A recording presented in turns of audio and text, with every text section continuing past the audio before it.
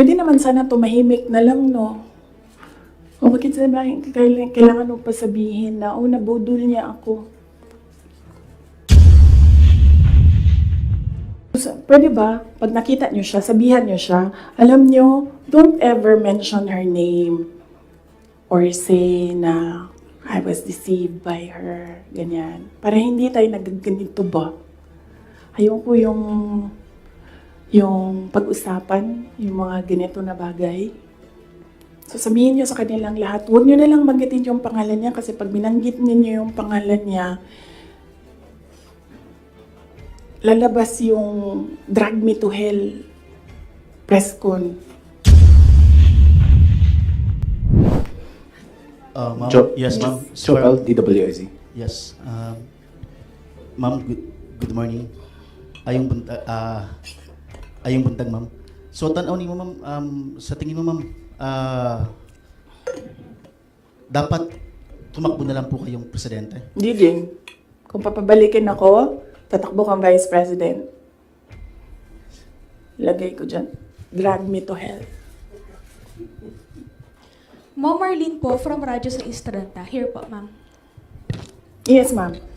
Ma'am, having said na hindi mo kasalanan na hindi marunong maging presidente, yung nakaupo ngayon, ibig sabihin ba ma'am, hindi po kayo kontento sa trabaho po ni Pangulo? Kaya nga umalis ako, di ba, sa administration. Hindi ko na gusto yung mga naririnig ko dun. Hindi ko na gusto yung mga nakikita ko dun. Kayo, kung gusto nyo ng pera, natatakot kayo, kayo lang. Huwag nyo na ako isali. The reason why, noong 2016, ito, sidebar na lang ito, hindi ito kasali, lalo tayong katagal nito. Huwag na yan. Sige. Ay hindi.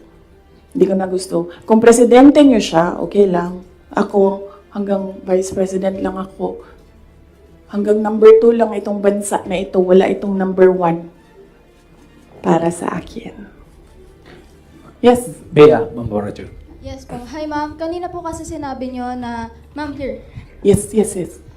Kanina po kasi ma'am sinabi nyo po na hindi ka naman po inask ni VP Lenny para maging vice president niya. Did you somehow wish na sana inask ka na lang po niya na maging vice president niya to run alongside her?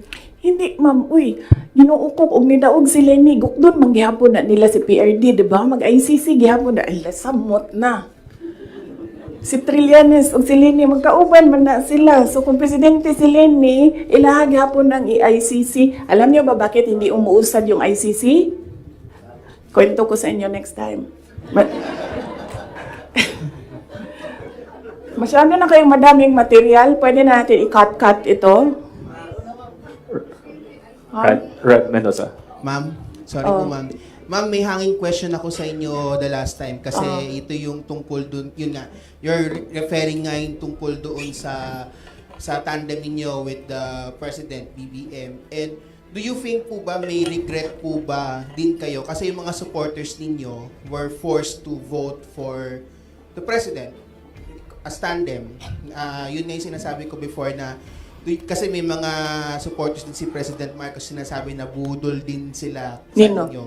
Budol ako. Oo, nabudol din daw kayo nabudol din sila sa inyo. Kasi parang ganun sinasabi ng mga loyalista ni BBM na bumoto sa inyo as tandem. So, pwede na po ba masagot yun, ma'am, kung sa tingin niyo po ba bumaba yung pagbaba ng inyong suporta sa mga loyalista ni BBM ay parang enough po ba sa inyo na or does it matter po ba na bumaba yung suporta ng mga loyalista ni BBM sa inyo? Hindi ko alam kung ano yung nire-refer nila na nabudol ko sila. Hiningi nila sa akin yung kampanya ko, binigay ko sa kanila, nanalo sila. So, saan doon ang budol? Nung tumulong ako sa administration, ang DepEd was what? Top 3? The morale of the teachers were so high na they were happy maghirap na magturo, rain or shine, doon sa mga classrooms. So,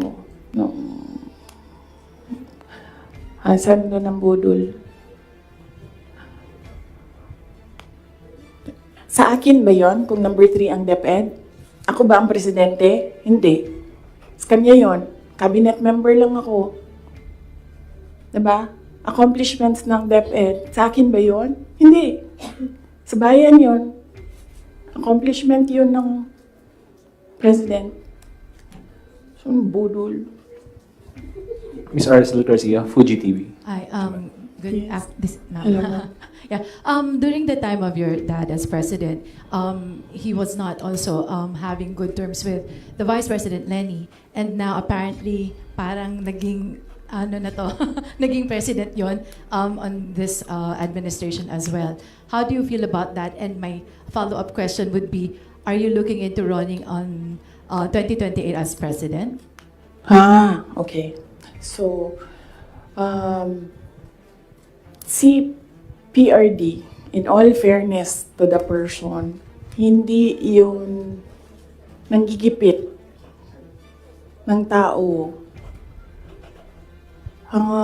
Hindi niya ginipit si Lenny Robredo. Tinanong ko, bakit 700 lang yung budget ninyo at the time? Kasi 700 lang talaga ang pinropose. Hindi natin alam anong rason. Yan yung sinabi ko doon sa budget hearing. Hindi siya nanggigipit. Sinuspend ba ni PRD o tinanggal sa pwesto mga politiko na kaibigan ni Lenny? Lahat ng mga tumatanggap sa kanya doon sa iba't ibang lugar, nasuspend ba yun? Nawalan ba ng budget? Wala naman. I don't remember anyone ever complaining na naalis sila sa pwesto kasi kaibigan nila si Lenny Robredo. Wala. So, hindi yan siya mahilig manggipit ng kalaban. Kung maalala niyo, kalaban niya sa politika. Hindi sa personal na buhay. Sa politika, si Speaker Nograles, never yon nagipit sa Davao City. Si Trillanes, yan. Mortal enemy niya si PRD.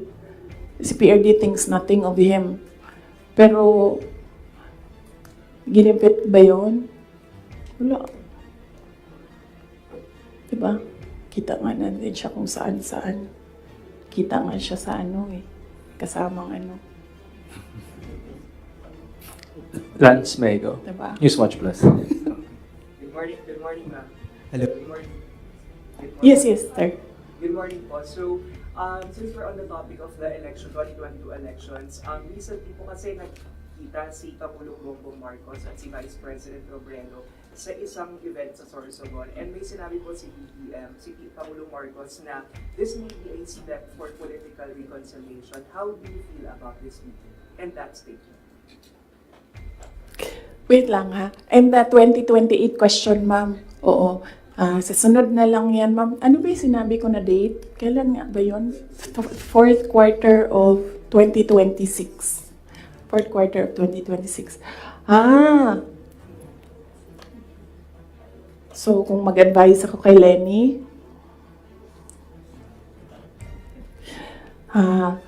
Ma'am Lenny, manood ka ng aking sit down. Yan lang. Wait, hindi ko na ituloy ito. Hello, Mahaba pa ito, good ma'am. morning po, Sir Edosman. Madam Vice President. Ang papa niyo po ang naggawa ng desisyon against all Filipinos na may libing si Marcos Sr. sa libigan ng mga bayani. Ano na po ang nangyari ngayon? Nakalimutan na po ba ng nakaupo ngayon? Maraming salamat po. Hindi ko alam. Pero isang beses sinabihan ko talaga si Senator Aimee. Sabi ko sa kanya, kung hindi kayo tumigil, huhukayin ko yung tatay ninyo. Itatapon ko siya sa West Philippine Sea. Sinabihan ko si Senator Aimee.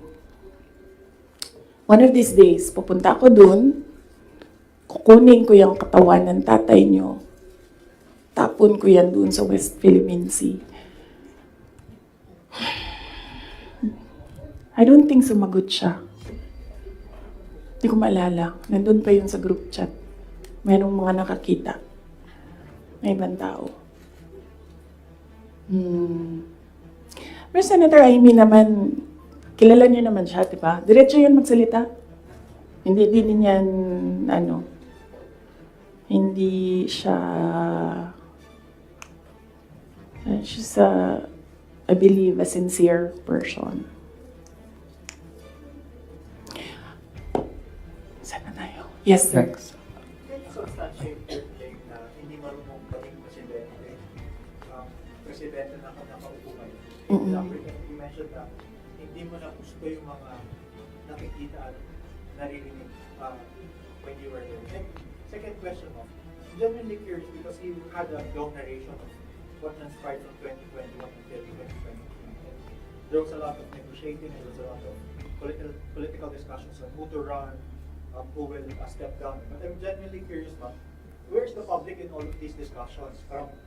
Where did you ever discuss policies, platforms? Because it's as if it's political families discussing the future of the country without regard for the public. And you mentioned that the context of all these of this French call is to give justice to the 30 million plus Filipinos who voted for you and President. Yes, oo. Unahin ko muna yung last question. Last question was, hindi ko alam sa kanila. You should ask the President kung ano yung platform niya. Pero very clear yung platform ko. It was continuity of build, build, build. It was mapayapang pamumuhay, edukasyon, at trabaho. Very clear. And when I won, it was still mapayapang pamumuhay and trabaho and edukasyon, all related to security. And noong hindi ko nakuha yung overarching na sector, I focused on education. Siguro yan na rin yung sagot sa unang question mo. Paano ko nasabi na isubstantiate ko yung sinasabi ko? I don't ever remember may platform siya na sinabi kung anong gagawin niya para sa bansang ito. Di niya sinabi ano ang gagawin natin sa food security. Wala siyang sinabi kung anong gagawin natin sa inflation na darating. Kasi alam naman natin na at the time na darating yun eh. Kasi nakikita na, na-forecast na siya. So, yan yung pagsasubstantiate ko sa sinabi mo. I don't ever remember, may plataforma siya, I don't ever remember him discussing kung ano ang gagawin sa problema ngayon. Alam niyo noon, pag pumupunta ko sa 7-Eleven, expensive yan na tindahan, di ba? Ay, sorry, 7-Eleven. Pero yes, expensive sila. Kasi, ano sila, go-to. Mabilis ka makabili, nandun yung kailangan mo. 1,500 ko noon. Bili na ako ng corned beef, bili na ako ng tinapay, bili na ako ng kung ano-ano. Ngayon, ang 1,500 ko, tsokolate na lang ang mabili ko. Tsaka ice cream. Wala na ang corned beef, wala na ang tinapay. So, yes. Senator Marcos happened, sinabi mo na itatapon yung Just a very quick follow-up. Oo. Did the conversation happen between you and Senator Amy na you mentioned na tatapon Hindi niya? kasi conversation yun eh, group chat yun. Tapos, noong banat sila ng banat, sinabihan ko na talaga siya. Sabi ko, one of these days, huhukayin ko talaga yan. Tatapon ko yun sa Philippine Sea, yung tatay ninyo. Okay, so, pwede tumuloy na muna tayo. Ha? Kasi gutom na ako. Ma'am, Oh. Ma'am, Kelly Cordero po from Bombo Oh. Radio. Ma'am, since sinabi niyo po na hindi niyo nagugustuhan po yung pamamalakad ngayon ni PBBM, kung irarank niyo po in a scale of 1 to 10, 10 is the highest, ilan po ang rate niyo sa performance po ni PBBM? Nasabi ko kanina, 10 is the highest, 1 lang ang rating niya. Sabi ko na kanina, di ba, kung kayo gusto niyo, wala man akong problema. Huwag niyo na lang ako isali. Ako, hanggang number 2 lang ako. Wala yung number 1 ang Pilipinas ngayon. Kung meron man, ang daming number 1, iba-ibang direksyon sila. Once follow-up? Ma'am, follow-up lang po. Since you mentioned na President Ferdinand Marcos, you don't remember at all him discussing with you kung ano yung platform niya when he run for the presidency. Pero kayo po ba, did you insist na parang sa part ninyo, this is what you want for the country? Yes. Yes. running? Oo. Sa kanya or sa tao? Sa kanya po, nung nagdi-discuss kayo na dapat po may plataforma tayo. Kasi naman, di ba, ang expectation mo, pag tumakbo yung tao, meron siyang sinasabi na gagawin niya. And, pasensya na. Pero nung nakaupo ako doon at the time, hindi ako nakikinig sa kanya. Ang naririnig ko lang, sama-sama tayong babangon muli. Apparently, yun lang yung naririnig ko. And when you say, sama-sama tayong babangon muli, you will do something to make this country the best that it can be. Kasi sama-sama tayong babangon muli, di ba? So, ibig sabihin, walang maiiwan. But apparently, madami ang naiiwan ngayon. Yun lang naririnig ko noon. Ang mali ko ata is nag-assume ako na when you say, sama-sama tayong babangon muli, gagawa ka ng mga bagay para sa bayan at para sa taong bayan. Nag-assume ako na ang gagawin niya ay mas maganda pa, mas maayos pa, mas magaling pa sa lahat ng dumaan na presidente. Sir, ako din kaganyan sa'yo. Tapusin na natin ito. Otherwise, hindi tayo matapos ngayon. Babalik tayo bukas, Sabado. Ma'am, ikaw lang yun at ako, ma'am. Sila, they want a weekend, ma'am.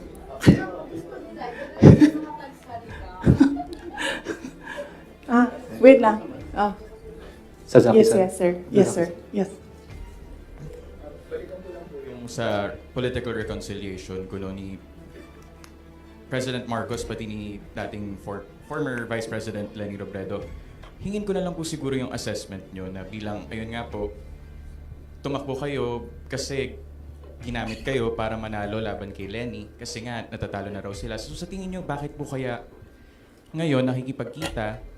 Bakit ngayon nagkakaroon ng movement towards political reconciliation habang nag-aaway kayo? Oo! Sabi, di ba, sinabi ko na yan ng budget hearing, ako na lang man isa na iiwan dito. Ako na lang isa na iwan dito. Nagsama-sama na ang mga dayuhan, huwag niyo akong tanungin about foreign policy. Mga dayuhan, mga NPA, mga smuggler, mga drug addict, ang mga yellow, liberal, at sino yung isa? Administration.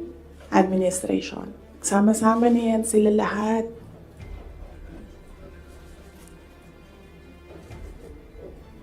Ako lang na naiwan dito sa... Kaya nga, ito lang ang lamesa natin, Kasi ako lang mag-isa na.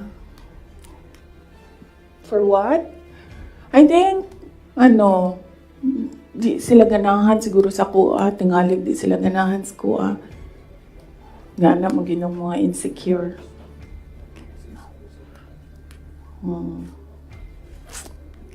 So, ang tagline ng OVP is, para sa Diyos, bayan at bawat pamilyang Pilipino. Hindi na po ngayon. Starting today, ang tagline ng OVP is, Drag Me to Hell. Sasaki-san, Kuroyis. Tama na. Tutuloy ko pa yung aking ano. May pupunta pa tayo kay Martin Romualdez. After this, let's allow the Vice President to speak again. Oh. Ha? Sasaki-san. Yes, sir.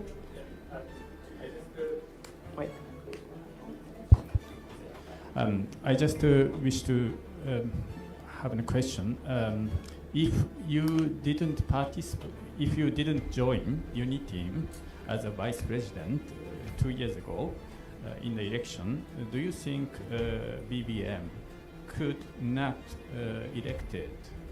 And do you think that was better result for people of the Philippines? And also, do you feel your contribution was underestimated or ignored by the administration? Contribution to the campaign, to the election. Okay. If I did not run, would he have won? I do not know. I've not seen his numbers without my number, but I'm sure their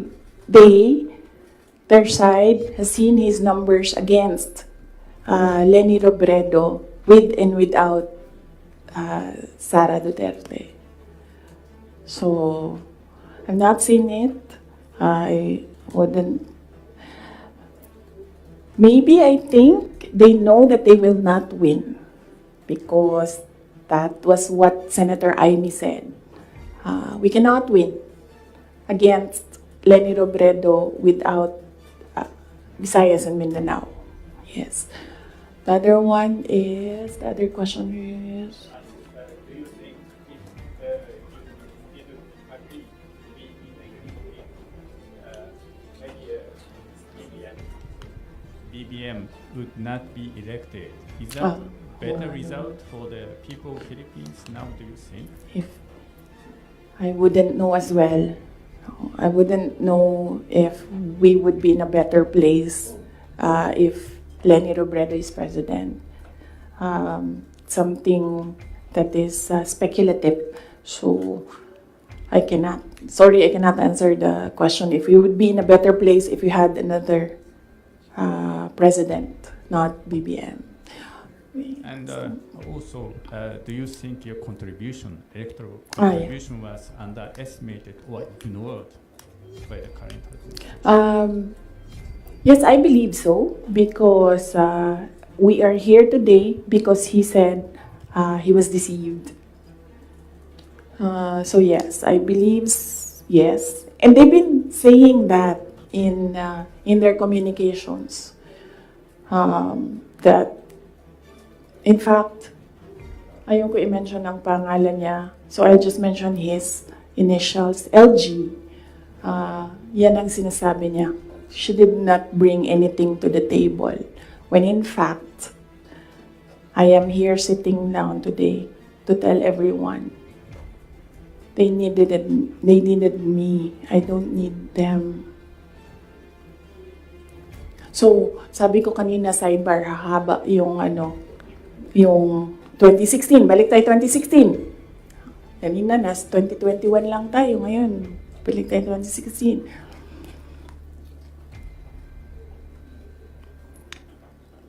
Maalala ninyo, ayaw tumakbo ni President Duterte ng president kung hindi ako tatakbong mayor. Paulit-ulit niya yan sinasabi, hindi ako tatakbo kasi si Inday Sara ayaw niya tumakbong mayor. Because humindi na ako sa politika noong 2013. Sabi nila, tumakbo kang congressman. And I've never liked legislation. I'm better at execution. So, sabi ko, no, hindi ako tatakbong congressman. I'd rather work sa law office. So 2016, sabi ko, no, I'm done. Bahala kayo kung ano yung gusto nyo. But he said na, no, I cannot run kasi ayaw ni Inday Sara tumakbo. Ayaw ni Inday Sara tumakbo ng mayor. And then, pinilit ako ni BG, said some things, pinatawad ko na siya ngayon. He said some things doon sa akin that I said, okay, sige. Kung yan ang gusto ni PRD, tatakbo akong mayor. You know the reason why ayaw niya ng ibang tao? Ako lang ang gusto niya. Because I don't take bullshit from anyone. Even President Duterte. That is the reason why. So, I will not take their bullshit. Bullshit sila. Sila ang bullshit. Bullshit, bullshit, bullshit. May I request the parents to give context doon sa sinasabi ng Vice President. Alam ko, nakikita, naririnig ng mga bata, pero bigyan nyo na lang ng konteksto na sometimes people curse.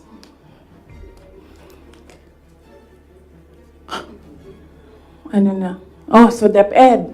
So, personal, and then, bakit ako nag-resign, umalis sa administration, DepEd. Alam niyo na yon. Sinabi ko na yan, 2 tao lang nagkocontrol dyan. Ulitin ko lang mabilis. Si Zaldico, Martin Romualdez. Kita natin yan. Tingnan nyo ang NEP, tingnan nyo ang GAA, tingnan nyo ang tingnan nyo ang NEP, tingnan nyo ang GAB, General Appropriations Bill, tingnan nyo ang GAA. Makikita ninyo ang galawan dyan. Hindi na siya kailangan ng expert. Sundan nyo lang kung ano yung nagbabago. Anong isa pa? Na-proof ko dyan, yung AKAP. Diba? Nagtalo sila sa AKAP.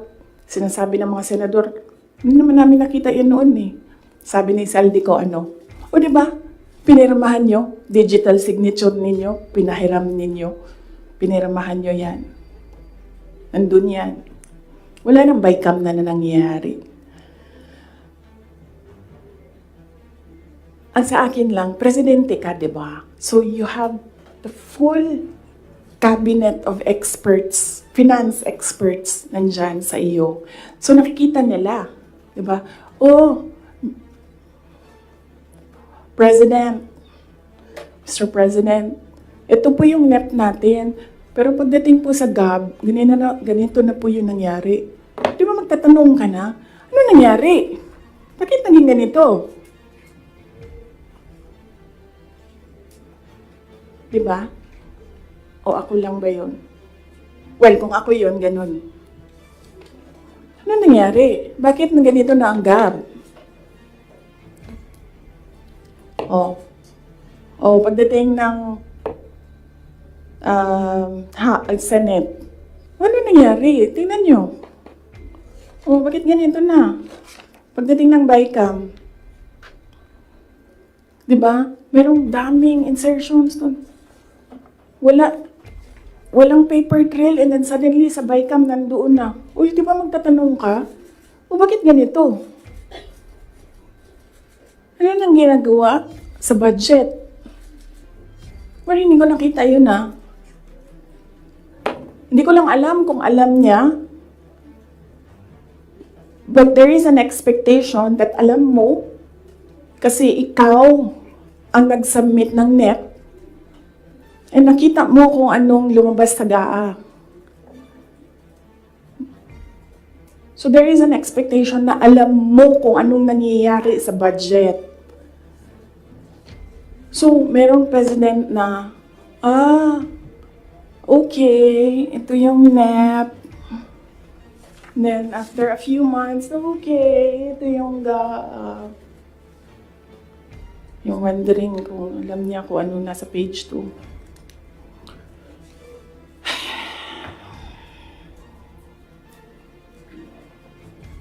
So, that's DepEd budget. Ang huli, is yung taong bayan. Okay? So, pwede ba, pag nakita nyo siya, sabihan nyo siya, alam nyo, don't ever mention her name or say na I was deceived by her, ganyan. Para hindi tayo nagaganito ba? Ayoko yung pag-usapan, yung mga ganito na bagay. So sabihin nyo sa kanilang lahat, huwag nyo na lang banggitin yung pangalan niya kasi pag binanggit niyo yung pangalan niya, lalabas yung drag me to hell press con. Pwede naman sana tumahimik na lang, no? O bakit sabihin, kailangan mo pa sabihin na, nabudol niya ako.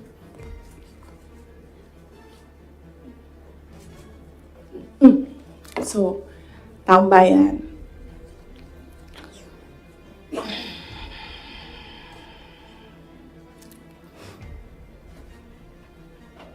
Magkasama kami nag-attend ng isang graduation. Truthfully, I wasn't feeling well. Kasi kinukulam nila ako. Andiyan na sila, umabot na sila sa kulam. Nagsama-sama na silang lahat. Kinukulam pa nila ako. So I wasn't feeling very well. Pero I had to go. Kailangan ko pumunta.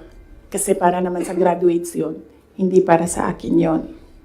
That's their happiest day. So nagsama kami.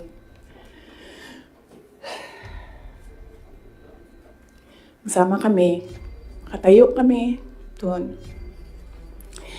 And merong isang graduate na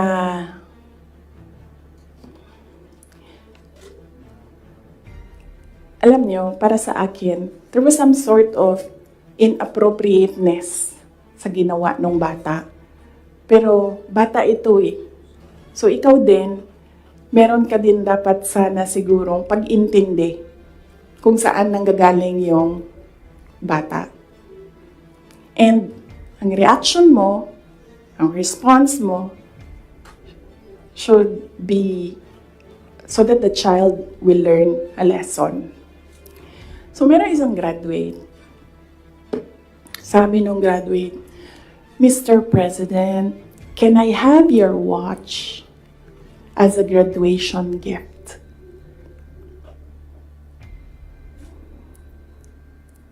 And narinig ko, tabi ako, di ba? Narinig nung katabi ko. Narinig nung katabi ng katabi ko. But apparently, this guy, di niya alam kung ano isasagot niya. So, ang ginawa niya, pinaulit niya sa bata. What did you say? So, this time, syempre bata, hindi niya alam ba saan yung inulit ng bata, louder this time. Mr. President, can I have your watch as a graduation gift? Nasagot niya. Why? Why will I give you my watch? At that point, may sakit na ako. I wasn't feeling very well. Nandun lang ako, nakakatayo ako doon kasi may gamot ako. Gusto ko tanggalin yung ulo niya ba?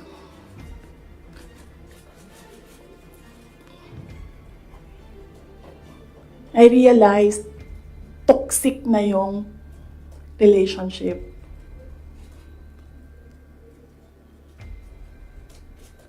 And it did not help na itong dalawang katabi ko, tumawa pa. Pinagtawanan pa nila yung bata. And I saw the humiliation sa face ng bata. I wanted to help him. Gusto ko sabihin sa kanya, itong relo ko na lang, relo ito ng Vice President, ito relo ng Presidente, pero I hope this will do. And then I realized na baka mas lalong mapahiya yung bata if I do that. So I just imagined myself cutting his head. Gusto ko, ganun din ang gusto ko gawin doon sa mga katabi ko. So, na-realize ko, toxic na ito.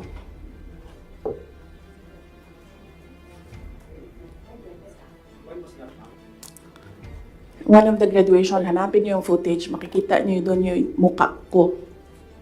Tsaka mukha niya. I-lip read niyo yung sinasabi niya. Why?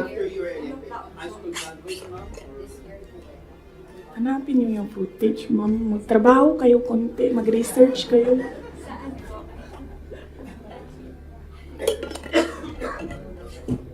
So, gusto ko sabihin sa kanya, bago ko tanggalin ang ulo mo, yang batang yan yung magpapakamatay para sa bayan natin.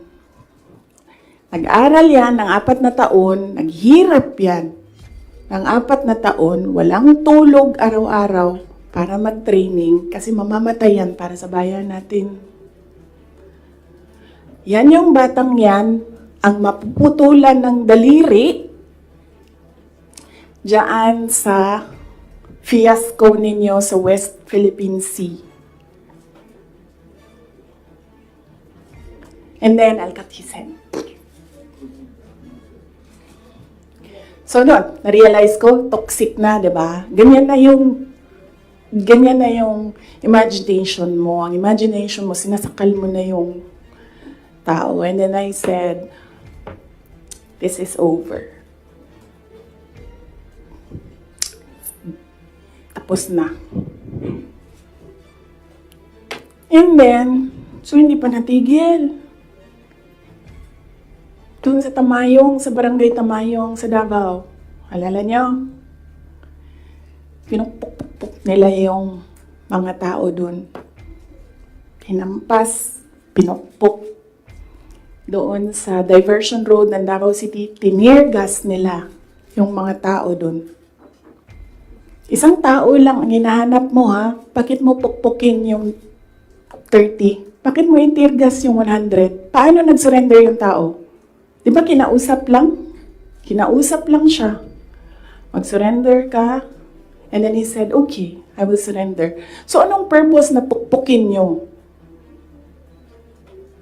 Yung tao na hindi naman niya alam na saan si Pastor Kibuloy, nandun lang siya, nagtatrabaho. Doon siya nakatira. Anong purpose? Anong purpose na i-tear gas mo yung tao for expressing his desperation, his frustration, his anger? Para lang maghanap ng isang tao na in the end, paano nag-surrender? Kinausap. Nag-surrender siya.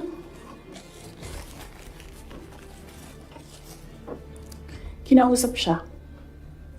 Walang napukpok, walang natirgas, walang nasaktan. And then, kailangan nyo talaga ganunin ang mga tao. And then I said, it's all over. So, umupo ako dun sa table ko sa DepEd at the time. And then sabi ko, sarili ko, okay, let's go to hell.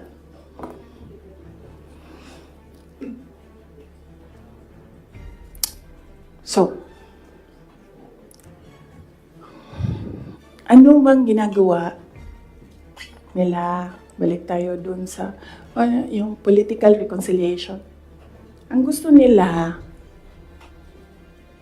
hindi ko sinasabi silang lahat, ha. Si Martin Romualdez lang.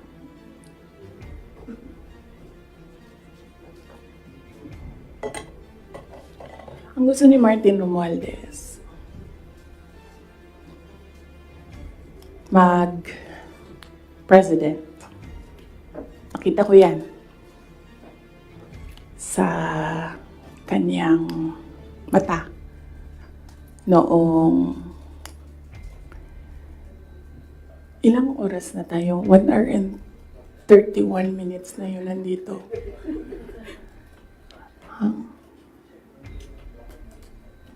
I-cut na lang natin. Tapos next week yung Martin.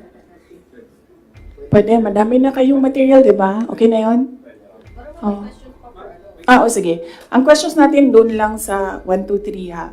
Sa personal, sa budget, sa DepEd, and kung the way he treats.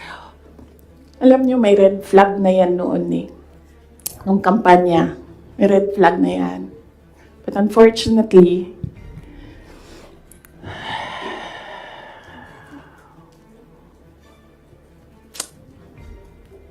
hindi ko naisip na ganun kalala yung insincerity. Nangangampanya kami. So pag nangampanya ka, meron talaga yan. Natural yan na magdala ng papel. Ganito. Pag ikaw politiko ka, alam mo na yan. May magdadala yan ng papel. Sometimes, ganito, naka-envelope. Sometimes, folded paper maliit. Iba-ibang, ano. So, daming tao. May isang matandang babae. Dala siya. Tiningnan niya. Ayaw niya tanggapin. Ayaw niya kunin yung papel. So, ang ginawa ko, para that person will not feel bad, sabi ko, ako na lang. Ginawa ko. Mabilis lang kasi yun. Diba? Kasi, ano yan motorcade. So, mabilis yan. Pag ganon, gumanon, ginanon, ko na lang. Tapos, tinanong ko, may number? Sabi niya, meron. Pag politiko ka, alam mo na yan dapat, di ba? So, doon sa truck, binasa ko. 1 page lang naman, binasa ko. Simple. Request of 5,000 pesos for livelihood. Tumingin siya sa akin. Sabi ko, ako na bahala nito. Maliit lang na bagay ito. Ako na. Sabi niya, okay, sige. Yan lang.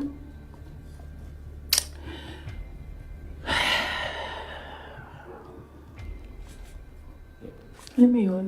Maliit na bagay yan ba? Kunin mo. Basahin mo. May number dyan. Tawagan mo. And then you say, okay. Ano ang mga documents na kailangan namin? Okay, bigay mo. And then, okay. Complete documents. Ayan, tapos. Alam mo, for some people, wala lang yung 5,000. But for other people, 5,000 is everything. Alam mo, merong governor ngayon, hanapin niyo siya. Hindi siya nag-BBM. Kasi, at first, ayaw niya sabihin. Kaya ayaw ko sabihin yung pangalan niya ha, kasi ayaw niya talaga ikwento. Pinilit-pilit namin siya, bakit ayaw mo mag-BBM? Bakit ayaw mo mag-BBM?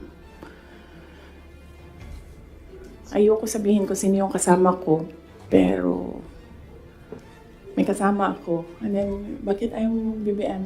Sabi nung kasama ko, kausapin natin ito, iupo natin tong governor na ito. Sabi ko, okay, sige. Sabi mo, bakit ayaw mo mag-BBM? Sabihin mo sa akin. Bakit ayaw mo? Ganon din ang kwento ng governor. May ibang version lang, konti. Hindi straightforward na ganon. Ang kwento ng governor, siya nakita ko with my own 2 eyes kasi ako yung nag-i-escort sa kanya. And for that reason, hindi ako mag-BBM. okay na. Sabi ko sa kanya, okay, di na magsara ka na lang.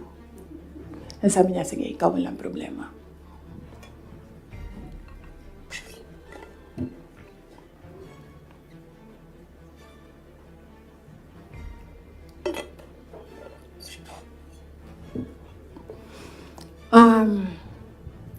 Sorry. Nag-sorry ako sa mga members ng Kingdom of Jesus Christ. Kasi I asked them to support President Marcos during the elections.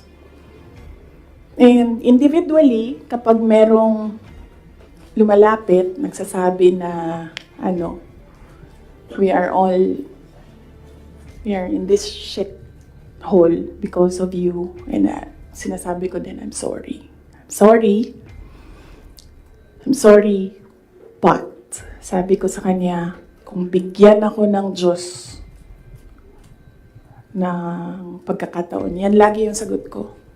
Kung bigyan ako ng Diyos ng pagkakataon, bawiin ko lahat yan. Hindi ko bawiin yung nangyari, babawiin ko yung dapat para sa bayan. Alam nyo, next week na lang yung kay Martin. Pero si Martin talaga is an embarrassment for the Philippines in the global stage. Kakahiya.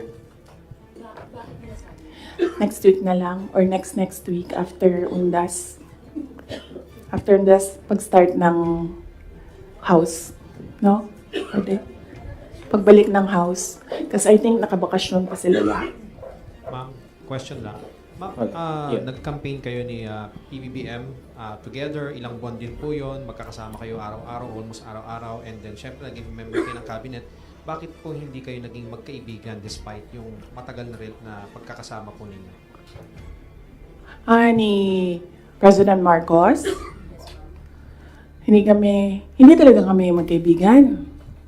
Nagkasama lang kami, unang-una dahil sa eleksyon, pangalawa dahil sa trabaho. Hindi kami magkaibigan yan. Isipin nyo ha, noon, nung tumatakbo pa, meron kaming group chat. Nandun siya. So yun lang yung some sort of communication namin dun sa loob ng group chat na yun. And hindi siya medyo nagsasalita dun, bihira. After nun, nawala na siya dun sa group chat. And then after that, wala akong number niya. I'm sure may number siya sa akin. Kasi, syempre, nandyan yan sa mga staff mo, sa aide mo, diba? Yung number ng Vice President. Pero, wala kaming, some sort of communication. Nothing at all. Except nung magkasama kami para mangampanya. Yan lang. Sa labas niyan, wala na.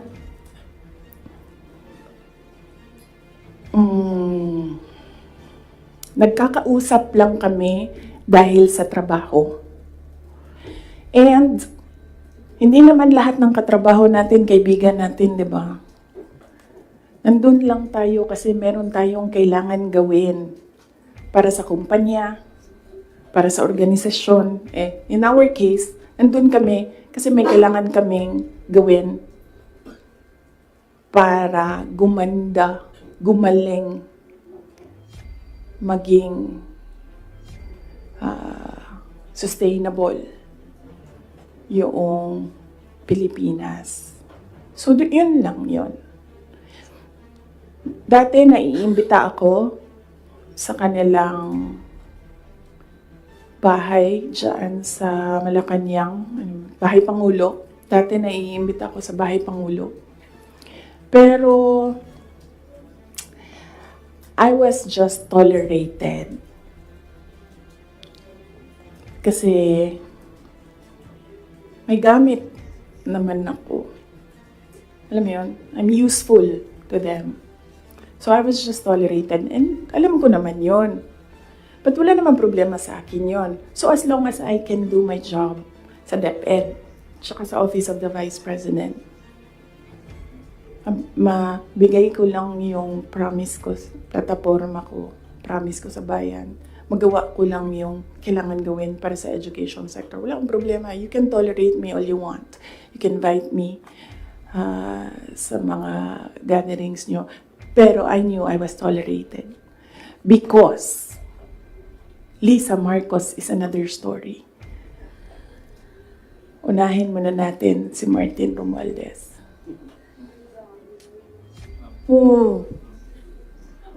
Kaya nga sabi ko, sabihan niyo sila, huwag nila banggitin yung pangalan ko.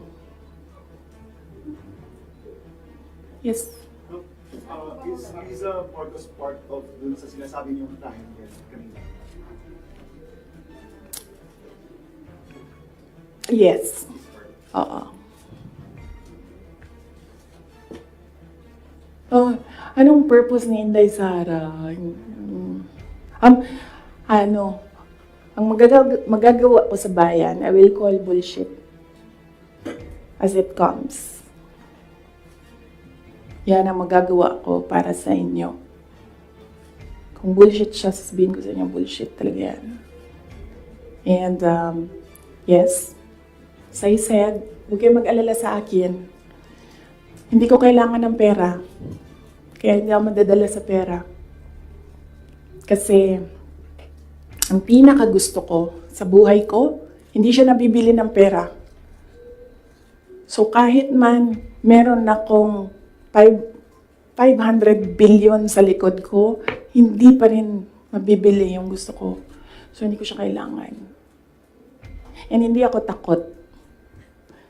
That's why I said, you can drag me to hell all you want. Wala kang problema sa akin yan. Si Martin ba? Bakit hindi po mabibili ng pera? Sinabi niyo po hindi mabibili ng pera yung gusto niyo. Ano po yung gusto niyo? Ayaw ko sabihin. Masyado ng personal yan, ma'am. Masakit na nga sa akin na kailangan ko magsalita from, kwento. Masakit na nga para sa akin na ikwento ko from 2016 to 2021. Anong nangyari sa mga group chat na yan. Yung mga papel na yan. Masakit siya. I don't like talking about my life. Gusto niyo pag-usapan ng pagbabago campaign, tree planting namin? Ayaw niyo. I understand po ma'am yung 2022 to 2023. I mean, kasama kayo lagi ni Speaker Martin Romualdez sa mga events ni BBM. So, Yes. why, parang bakit, tapos yun na, before yung nangyari yung resignation sa lakas, after na resignation sa lakas, nakita ba kayo ni BBM na kanudling daw or holding hands kayo ni Martin during one of his foreign trips? So, why biglang nasuklang kayo bigla kay Speaker?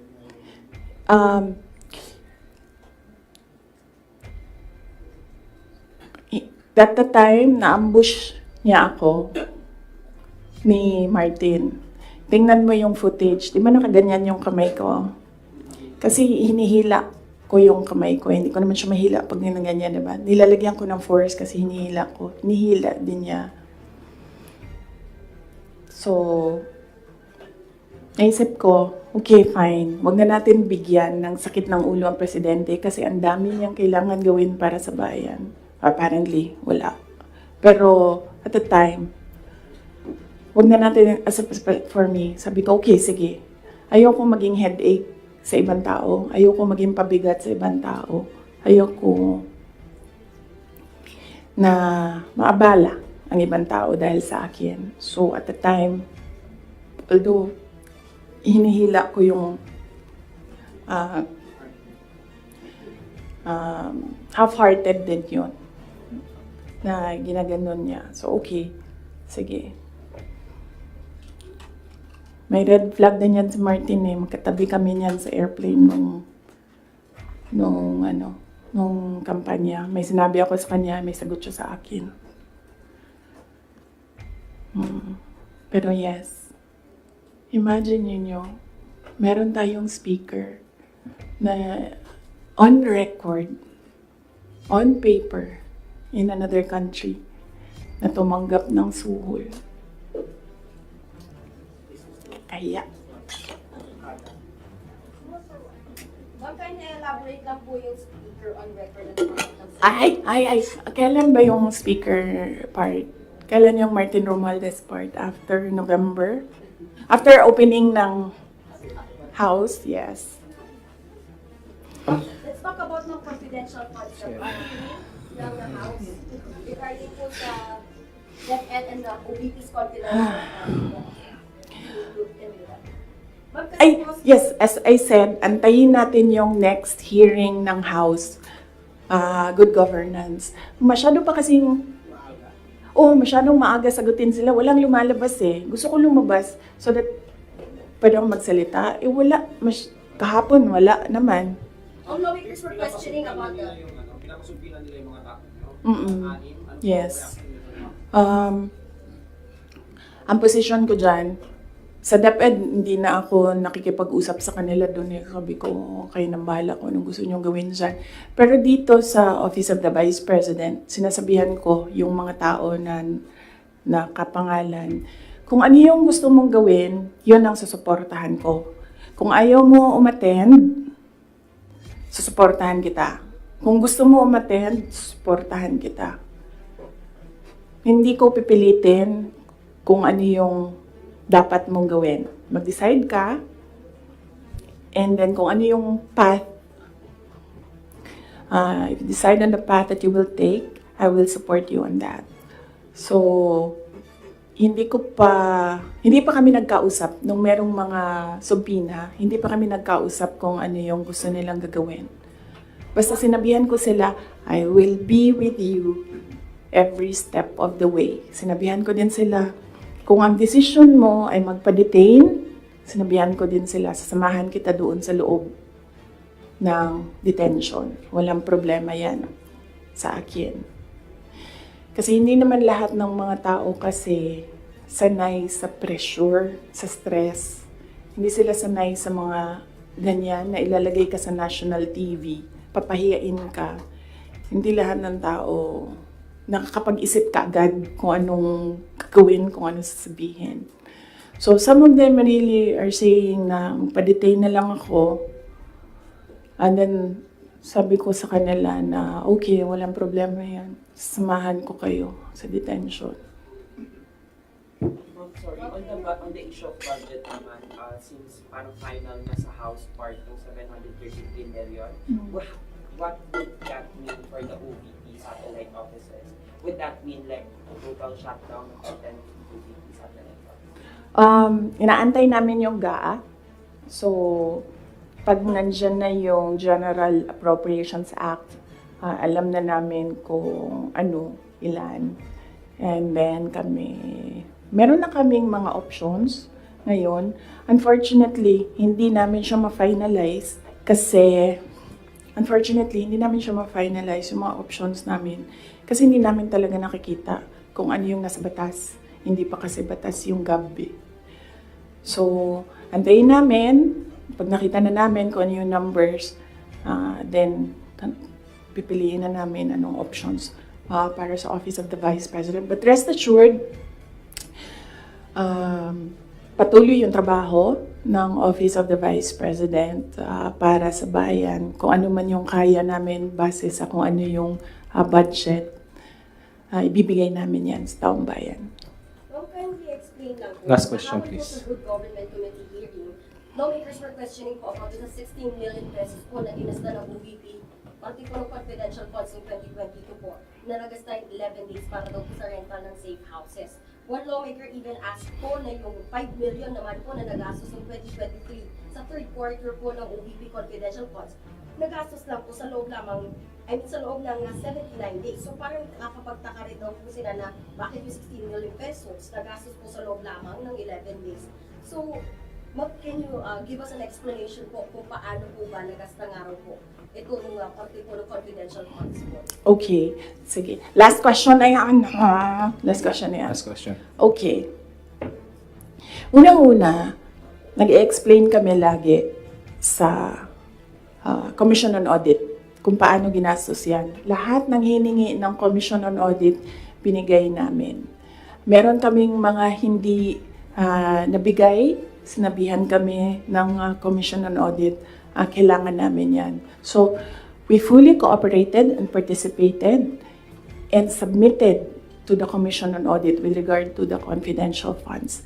Alam niyo, hindi nakakapagtataka sa gobyerno ng gumastos ng millions araw-araw. Kami doon sa DepEd noon, pumipirma kami billions in one day para maglabas ng pera. So, hindi nakakapagtataka ang 5 million, 10 million in a day. Pirma lang yan. Tapos lalabas na yung pera. Ibabayad na yan kung saan yan ibabayad. And then, babalik na yung documents para sa ganyan. Ganun talaga ang gobyerno. Gumagastos siya everyday para sa mga projects niya. And sometimes, it's not millions, billions ang pinipirmahan ng mga opisina ng gobyerno para sa projects. Okay? Yes. Maraming salamat. Sabi mo po mas mahal pa po yung ginasta sa safe houses po na yun. Parang luxury hotels sa mga mamahaling condo po sa Metro Manila. Kasi ang ginagawa nila, nag-audit na sila. Kaya ako hindi sumasagot doon sa kanila kasi ang ginagawa nila, sila na yung nag-audit. Hindi naman yan tinanong ng Commission on Audit. Ang hiningi lang ng Commission on Audit, ano yung documents para sa mga expenditures. So, sinubmit namin yon. And in fact, nakikita nila yun kasi sinubina nila lahat ng documents. The thing with the hearing is kung makikita mo, kahapon, hindi ko napanood, kaya hindi ako mag-comment, pero nakita ko sa transcript na kahit anong sabihin ng tao na nakaupo doon, ng resource person, kukontrahin siya noong nagtatanong. Walang tamang sagot sila tatanggapin. Kahit yung COA na mismo ang nagsabi kung ano yung trabaho niya, hindi nila tinatanggap na sagot. Kasi bakit ba? Kasi nga, sa simula, sinabi ko, gusto nila mag-impeachment. Hindi nila magawa kasi wala silang kaso for impeachment. So, ang ginagawa nila dyan, nagfi-fishing sila na nagfi-fishing, gahanap sila ng hanap. Alam nyo, before ako umupo, alam ko, impeachable officer ako. So, binasa ko yan. Ano ang impeachment? What are impeachable offenses? Ano ang pwedeng gawin mo na ma-impeach ka? Binasa ko yan lahat. Si BBM, sabihin ko sa inyo, may listahan ako ng 5 bagay na impeachable offense niya. Pero sa tingin niyo, papasa dyan sa House? Of course, hindi. Diba?